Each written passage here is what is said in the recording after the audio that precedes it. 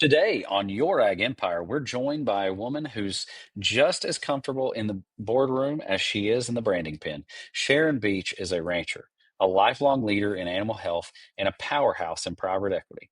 She's raised more than $165 million in capital and now serves as a chief investment officer, aligning smart investors with long term asset based strategies. In this episode, we talk trust, capital, and how Texas ranchers become one of the sharpest minds in investor relations. Sharon, welcome to the show. Hey, Jonathan, it's good to be here. We're going to start off the path from pharma to private equity. I mean, you built a 25-year career with Merck. How did you lead to co-founding a private equity firm? That's kind of an interesting path. It is, and there are some things in life you don't plan. And this happened to be one of those things in life I did not plan. I was blessed, as you mentioned, with a 25-year career with Merck, both in animal health and human health. And it was actually through the cutting horse industry that I entered the private equity world. I had a dear friend that I cut with, and I remember the day it took place when she asked me what I was going to do with Merck, as I'd been with them for 25 years. And I told her that maybe I was looking to make a change. And she goes, "Good, you're going to work with me someday," and walked off. And I'm like, "Well, what do you do?" So, to make a long story short, through a number of events that happened with them losing a CFO or CEO for 26 years, it was expedited. And I had the opportunity to make a career change. I felt it was the perfect one for me, and it was. And so I received a phone call on a Thursday afternoon, and I am resigning the next Monday. And within 3 weeks, I ended my career with Merck, and which was a wonderful, lovely career. I could have asked for a better company to work for with that type of career, and entered the private equity world, going to work for my past business partner and her father. Most unfortunately, unexpectedly, we lost her father due to an accident. So to carry on the family line of investment firms, she and I actually founded a firm together, which was a wonderful 7 years for me before I left. Absolutely. So for the young folks that are listening in that maybe are working in a career, it's never too late to jump into something new. I think one of the things that we can kind of pick up from what you just told us, your network is your net worth, right? Oh, 100%. As we know in this life, it's not what you know, but who you know. And so that's how it took place, because everybody has asked the same question. How'd you go from selling drugs to selling investments? But again, it was interesting. I'm a person of faith, and I bring the good Lord into my life. And for a couple of years, I'd been like, okay, I'm just sort of done with this. I want to make a Sure. change, but nothing came about. And all of a sudden, when it came about, it was handed to me on a platter like, here it is. This is what you've been, Absolutely. and here's the change. And it fit me because I still get to work with people, which I really enjoy. Sure. Yeah. But going back, you're exactly right. It's never too late to make a change or try something new. Absolutely. And I think faith, like you said, that comes into a lot because we've got to have a belief in something other than ourselves. Yeah. And I think that goes into a lot of our decision making and ability to trust in making moves as big as that is. Oh, Um, I agree with you fully, because you sometimes you can't force it. Well, do I want to get my real estate license? Do I want to go back and get an MBA? Do I want to do this? I want to do that. And you just couldn't force it. And now I know why. He had the plan yeah, all along. absolutely. What skills do you think transferred well between the corporate health side of things and the capital markets?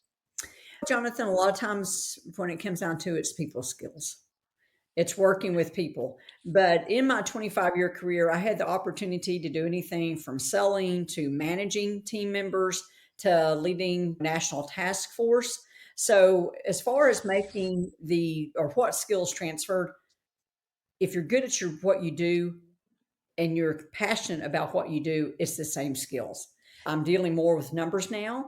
I'm dealing more with a different type of audience base that I'm working with, but it's still focusing on the people. It's problem solving.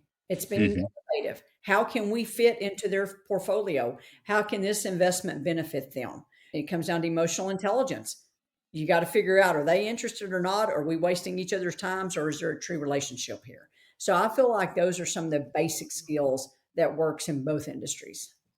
I think too, it more than anything when we get to looking at the speed of trust. It's a book that was recommended to me by one of my managers one time, and I think it was a great book. And really it surmised what where I feel like my successes come from is it's all relationship based. And I think one, if you're a good person, you have trust and you believe in what you're doing and chasing, it wouldn't matter if you're at Merck or you're selling drugs or selling investments. You can take that and move into whatever, whatever 100%. you pivot. Yes, it's just like Teddy or Theodore Roosevelt said, no one cares what you know until they know how much you care. Absolutely. So, what advice would you give someone that's looking to pivot completely out of the industry that they're in at the executive level?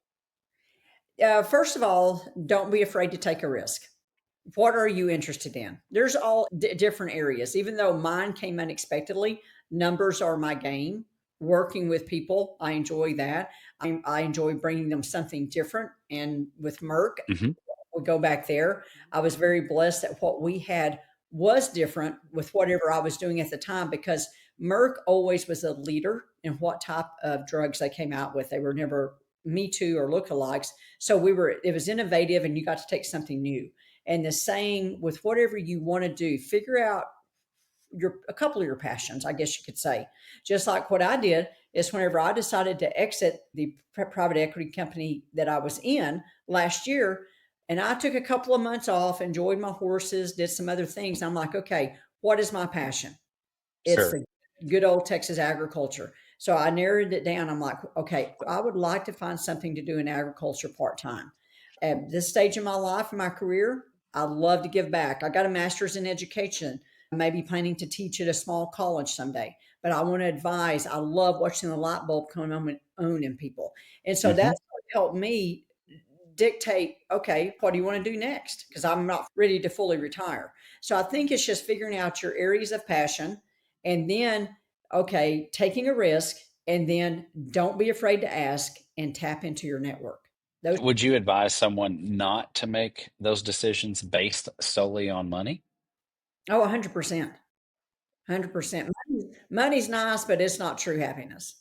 Yeah, I do believe Holly's Uncle Mike, Yeah. very successful. He and I have had a lot of conversations, and I'll never forget. I asked him, Uncle Mike, I want to make that kind of money. How do I do it? And he said, find what you're passionate about and go figure out how to make money. And I thought 100%. that was the worst advice ever. And Mhm. that was the best advice. It really was. Yeah. And I think sometimes in agriculture, we sell ourselves short. Being able to find success, it's Yes, out there. it is. We have to dig deep enough. And Yeah. sometimes we're just scratching the surface. Well, it's sort of the how we feel people view us because we walk in with muddy boots and jeans and grease. I mean, I'll be honest. I walked in the house. I'm like, dang, I got a lot of grease on this sleeve from unhooking my cover, Saturday afternoon. I didn't look like somebody going to downtown Dallas to have investment meetings. And Yep, so you're exactly right. I think there's a lot of untapped opportunity in agriculture we're becoming more aware of the opportunities in agriculture and it's just digging deep enough to find what it is because with what we're doing in agriculture I feel like it is an untapped sophisticated investment opportunity absolutely. that allows great diversification and it's coming in even stronger. Let's shift gears. Raising capital with integrity. You've raised $165 million in private placement. What does it take to build trust with an investor to give the large sums of money? That's got to be stressful. It is stressful. It is because if you don't know the people, you are having to build the trust. And I'm going to go back to what our President Roosevelt said is they don't care what you know till they know how much you care. Because Yep. Harvard research has proven that 80 to 90% of the buying decision comes from the heart. True. So you have to make that trust quick, build that trust, and it's just being you. Just be you. Are you going to get along with everybody? No, but figure out what it takes to get along, how some people would like to be worked with, and go from there. And if I may share an example, I was on a call Friday afternoon, sitting in a parking lot, picking up my dry cleaning. And I sat in that parking lot for 50 minutes and visited with this guy. And at the end, he goes, I'm going to invest with you because I like you. But Hmm. the second part of that is you have to have a good product. You True. also have to have extreme due diligence.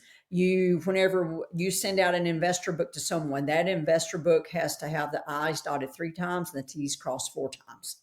So Yeah. you have to have everything in order. But when it comes down to it, it's relationship building, particularly what I work in private investments, because it is a diversification from your traditional lending. And I can assure you, everybody down the road has a private investment they think will work. So you Hmm. have to give yours credibility. And so it's just going back to focusing on the people, then having a great service or product to offer them. Sure. What do most people misunderstand about investor relations? It's hard. It's not hard. I don't care if you have $20 billion or if you have a million. We're still just people. We still just want to get to know each other. And it's not that hard.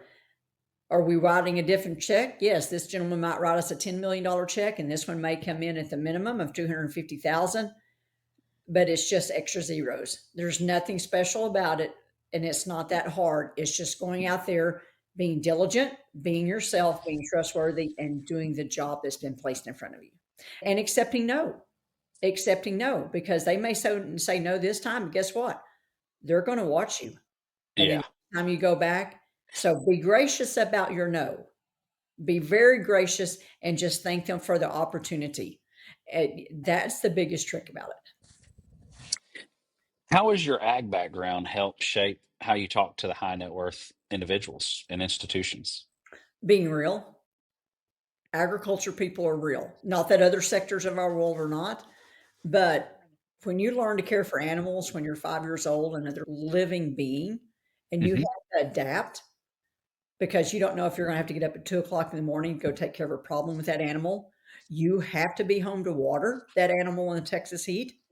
So just learning how to care, being diligent when you say you'll be someplace at some time or when you say you'll follow up, stay true to your word. And what I love about agriculture, in the majority, we're still handshake society. I agree. I've had people ask me this same question, and Yes. I feel like, and I don't know if you'll agree with me or not, I feel like I've never met a rich man. And I think you'll understand what I mean by that. Agree. I have met wealthy men, but I've Yes. never met a rich man. Yes. And what I mean by that is, I think society a lot of times believes that there's these different factions. And a lot of the men and women that I know that have businesses that are 20, 30, 50, 60, $100 million business, Yes. they're just writing bigger checks. They put their pants on one leg at a time, just like everybody else. Yes. And they truly are good people that Yes. worry about the exact same things that you worry about. Yes. They're just having to deal with a few more zeros on the end, but Yes. that comes with headaches too. Yes, it does. It So does. I think Yes. that's one of the things that one of the key things that I've learned over the years in dealing with individuals of all classes. And I agree with you. And just because that one has 6 or 7 zeros after their name, they still want to be treated as a person. They want Yeah, to be loved just like the other person. They want to be teased absolutely. with and carry on and laugh with. We should not hold that back from them because they are successful money wise. And I think too, sometimes they may seem a little bit guarded because people are after Oh, their heavens. support in Yes. everything, everywhere they turn. They're Yes. always being sold to. Yeah. And I think that could get daunting. And I think it may jade them on opening the door. 100%. 100%. If I may share a quick story, I had Yeah. a potential investor in West Texas that everybody said, you need to go and talk to this gentleman. I said, well, get me an introduction and I'll go talk to this gentleman.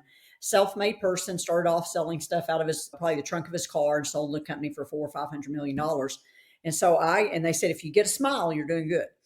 And so I went and I go to his home. They invites me to his home on the ranch, visit with he and his wife. And about halfway through the conversation, he goes, what do you want today?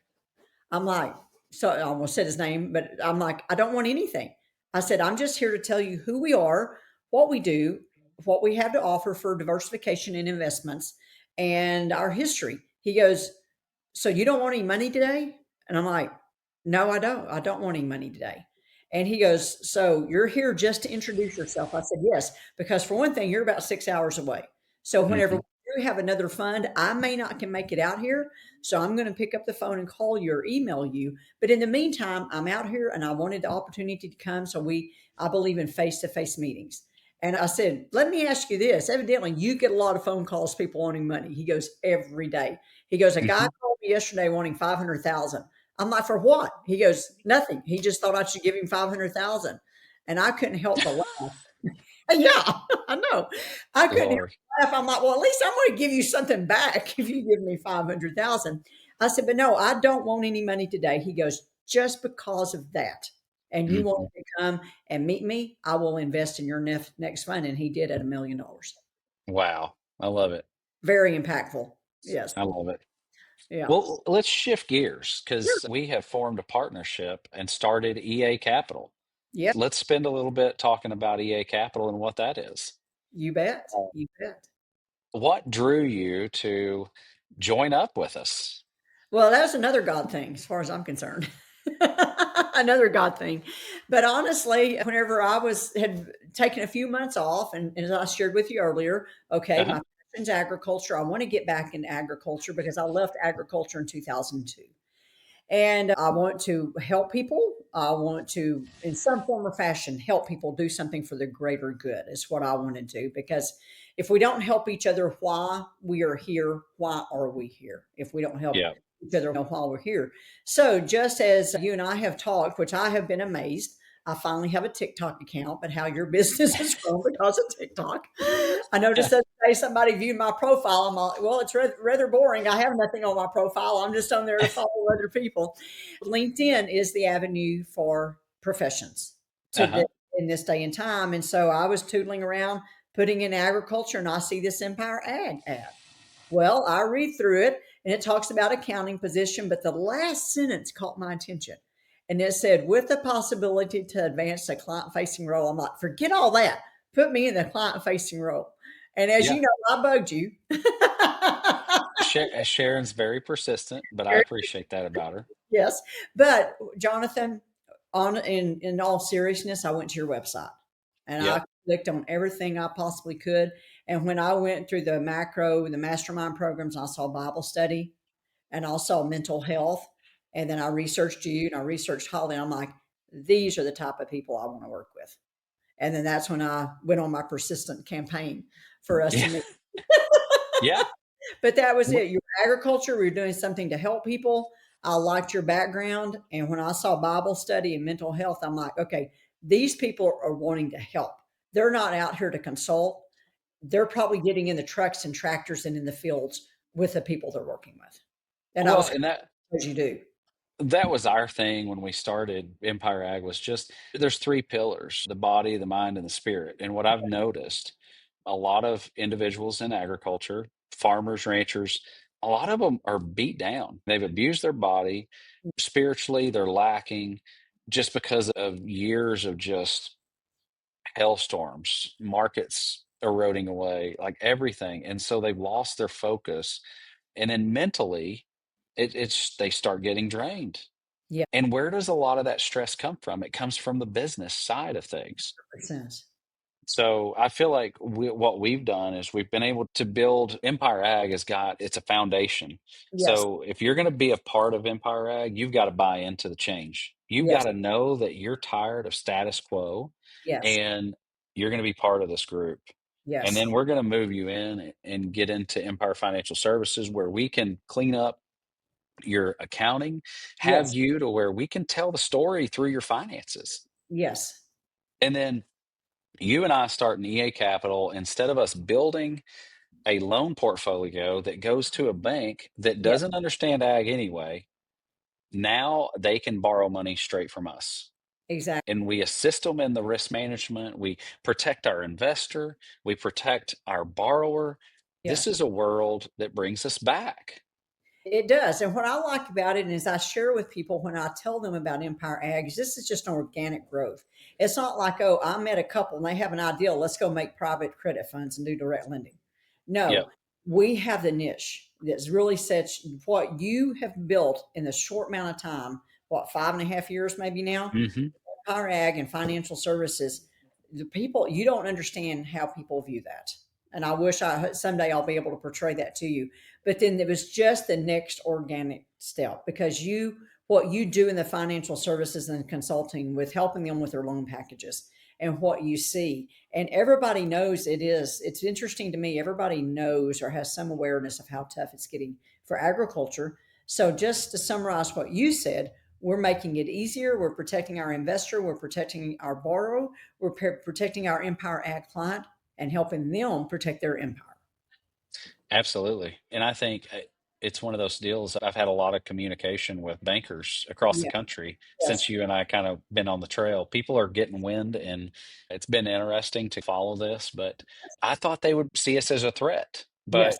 But a lot of bankers have been really excited about the fact that we can work together and we can take and invest in them, in that client, and then they don't have to take all the risk, and maybe they don't understand a piece of the business, but if I can help that client with bigger cash flow, more cash flow, then it helps the banker on this end of it, and there's a win-win strategy for everybody. Yes. And what I think is kind of cool about this is even though we all do the same thing, whether it's corn, soybeans, Yes. cattle, I everybody's business structure is so different. You would think as much of the same that everybody is, we're all unique. And the region's unique. But I think this has allowed us to have such an impact because we get to see it with our clients. We're in 22 states Yeah. and not one person farms or ranches the same. It's been really fun to build this bridge, and I'm excited about the future. And how big do you see us getting, Sharon? I want to go back and say, I think that uniqueness is what sets us apart. We have done and built already, and then what we can offer in EA Capital. Going back to direct lending, we're going back to grandpa days whenever they just went and borrowed money from each other. And Oh, the yeah. world is going back to direct lending. Whenever you have Goldman Sachs in January announce a 20 billion, that's with a B, platform for direct lending. You go back to September, and Citigroup and Apollo Wealth have built a $25 billion platform in direct lending. That's what it's going back to. People want to be easy to work with. And so I agree with you. I've also had the same conversations with bankers. In fact, they're like, hey, when you get that first fundraise, I'm going to send you a couple of loans that are great, but I just can't service them. I'm like, Yeah. well, thank you for the ultimate compliment, but at this time, it's for our established clients only. So they do see, I'm like you, it is nice to see that they have areas that we can work together. But as far as the growth, first of all, we need a second Jonathon. I know you're working on areas to grow the Empire Hmm. Act, the financial services. It can there's no ceiling for it. As far as the EA Capital, I'd love to see us have 200 million managing in funds some days to help our agriculture world of agriculture, I guess you could say. Absolutely. Yes. Yeah, I think what's interesting because my ultimate vision was to buy a bank, but with the regulatory situation, Mhm. the lack of flexibility that's out there, that was when private credit was actually looked to be a better situation.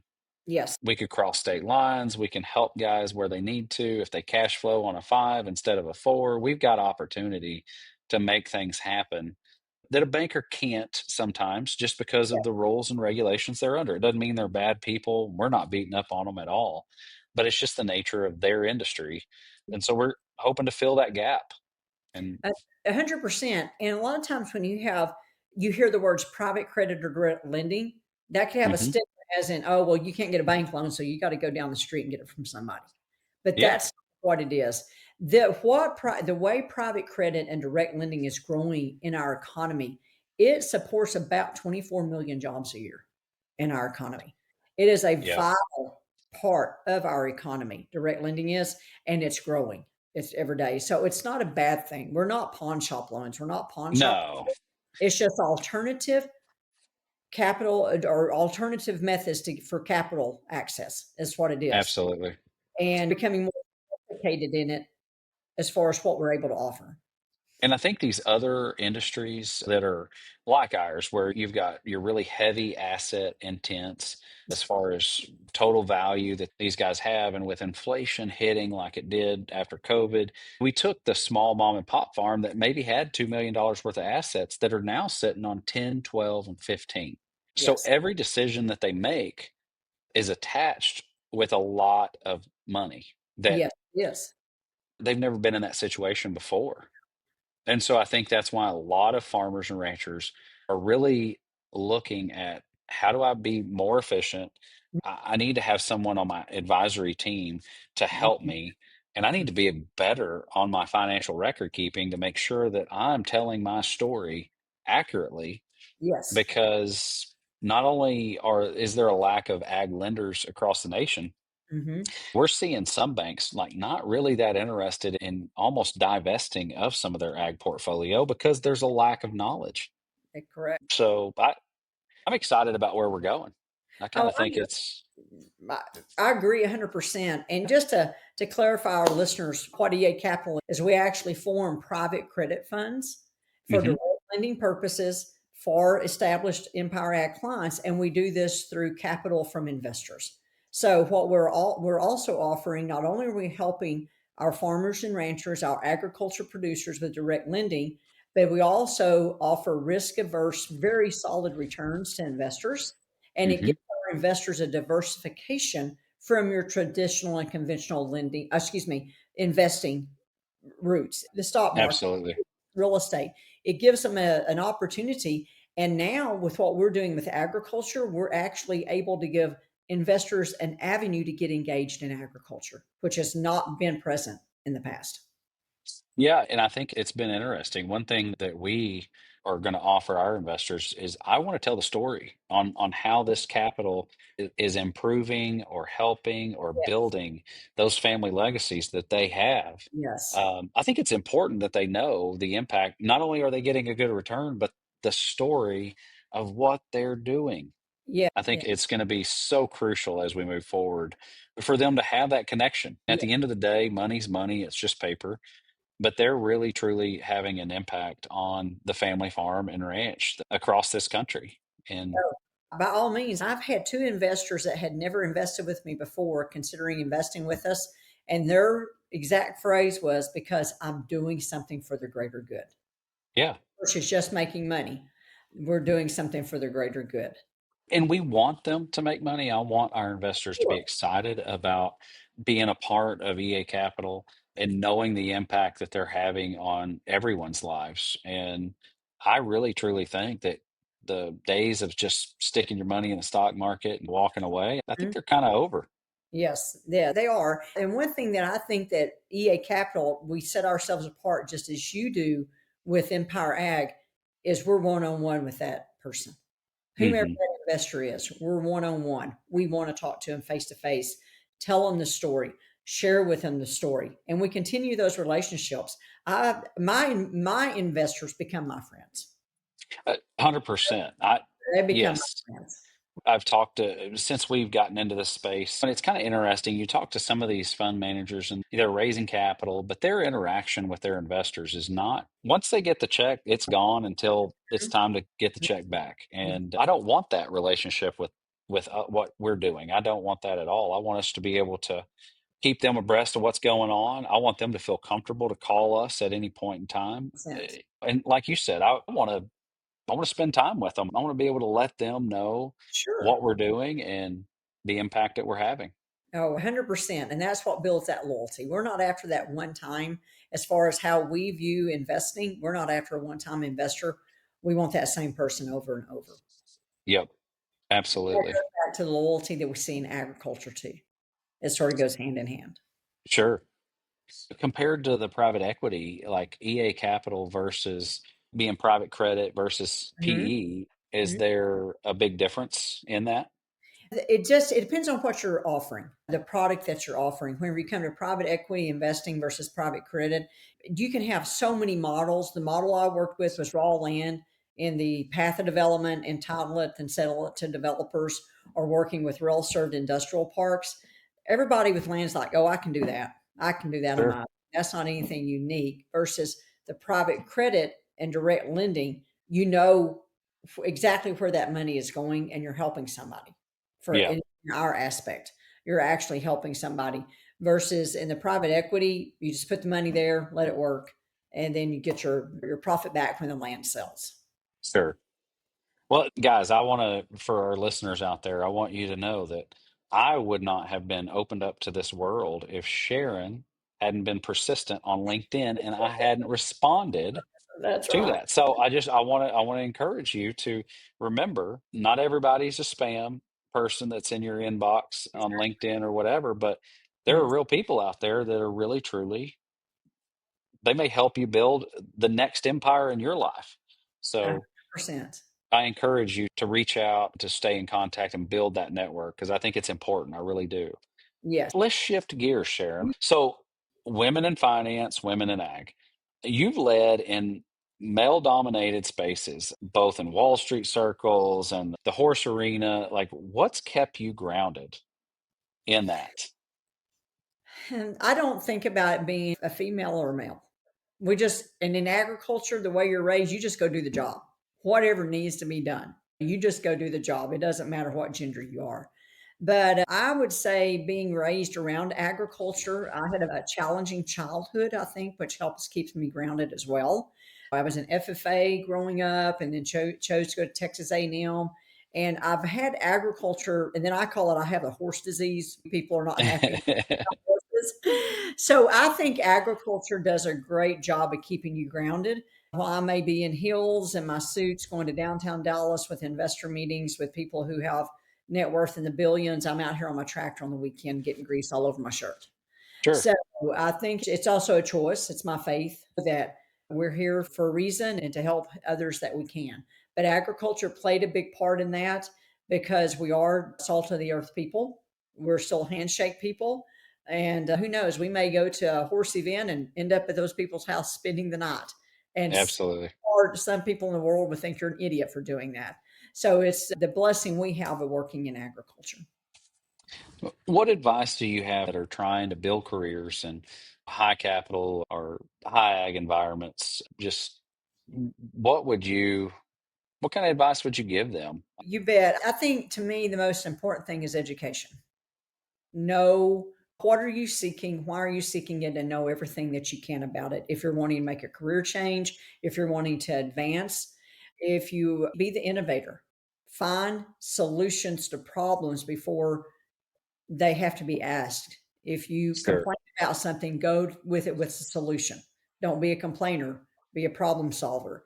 Networking, we've emphasized networking this day and time that because we have so many more avenues of networking available to us.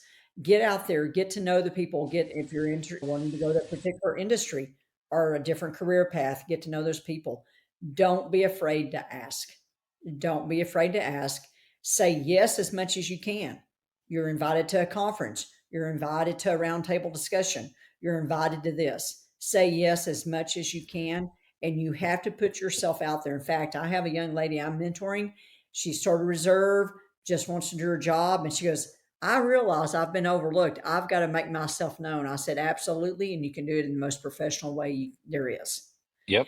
And so that's just jumping in, asking to have lunch with the CEO or when the CEO is in town and going to her with your ideas, etc. You can't be a wallflower would be the best way to put it.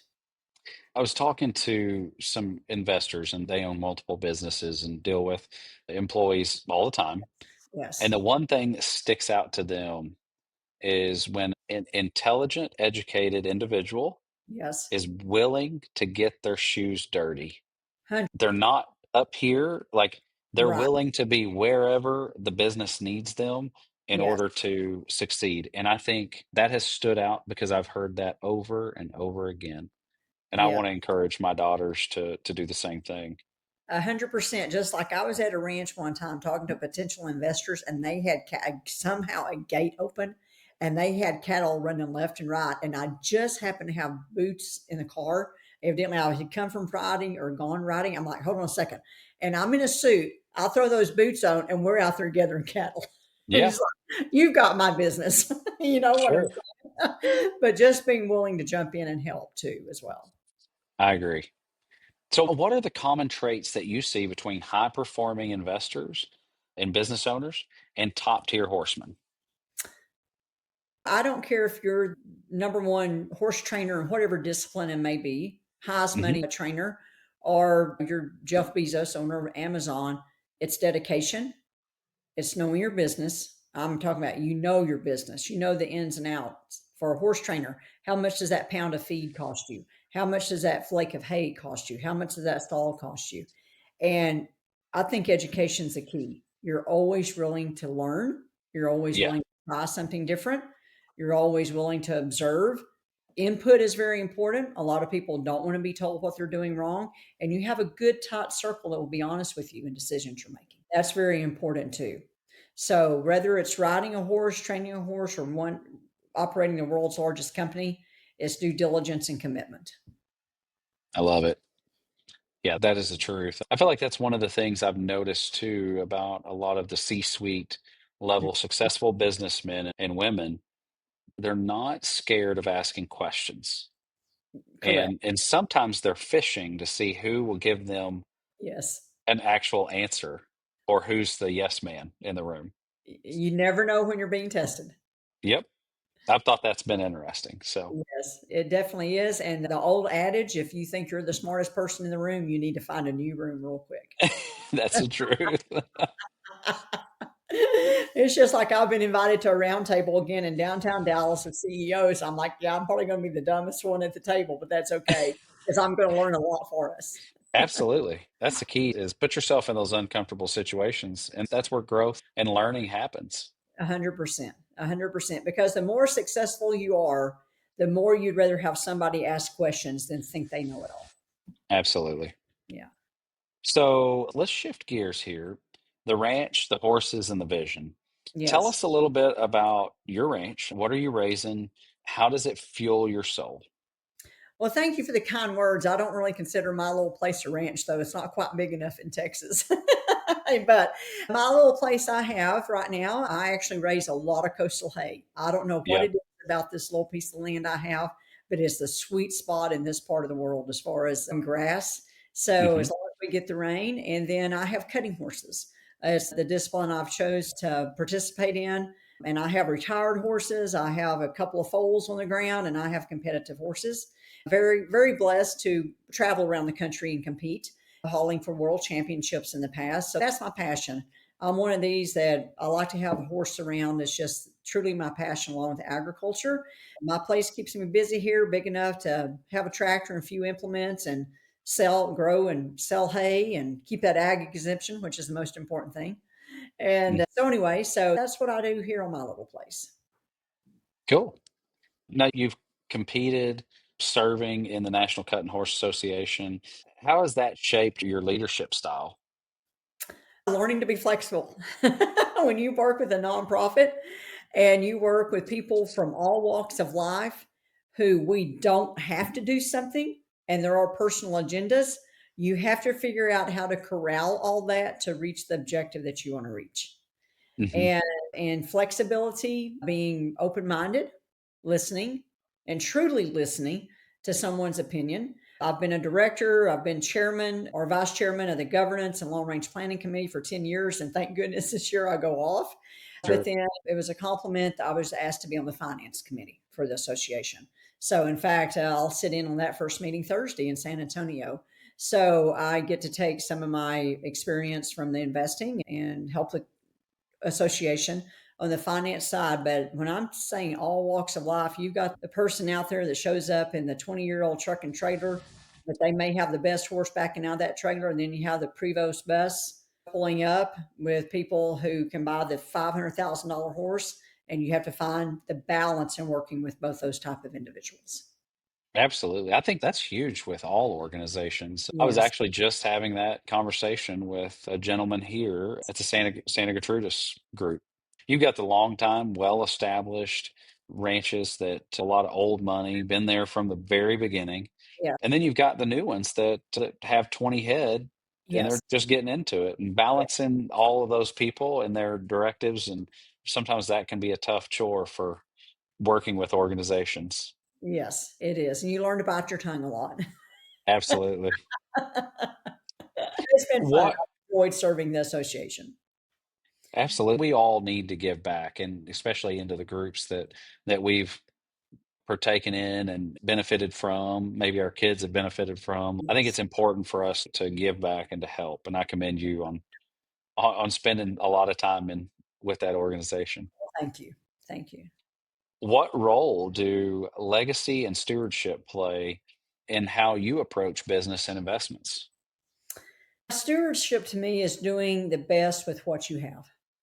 Whatever it is, you have little or you have a lot, still taking care of it.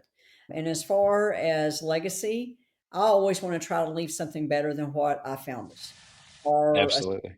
situation, or if it's something tangible, whatever, just leave it better than what you found it, or and Yeah, leave it ready for another generation to take over. I personally don't have children, but you do, and who knows, they may want to take over all of Empire Ag someday. So we need to leave it the best for them that we can. absolutely. Yeah, I think that it's a shift in mindset to really, when one starts out in their career in their 20s and 30s, it's really all about, I hate to say this, but it's all about them and their achievements. And I think something happens in your late 30s where you really start to evolve in your thought process because it's not all about you. That's Well, Sharon, where can listeners connect with you, learn more about your investment philosophy, or follow the work in and out of the arena? You bet. Of course, go to Empire Ag and you can learn all about EA Capital on that website. Our email addresses are on that website as well. I'm on most social media, just Sharon Beach, either Facebook or LinkedIn. Please reach out to me. There is no stupid question, there is no dumb question. So if you have questions or would like to learn more about what we're doing, I would love the opportunity to visit with you. So reach out and you can find our phone numbers, in fact, on the website as well, too. Well, Sharon, we're so glad you were able to spend some time with us today. And we've talked about getting you on the show, and I'm glad it's time. You're Yeah, here. yes, Um, been fun.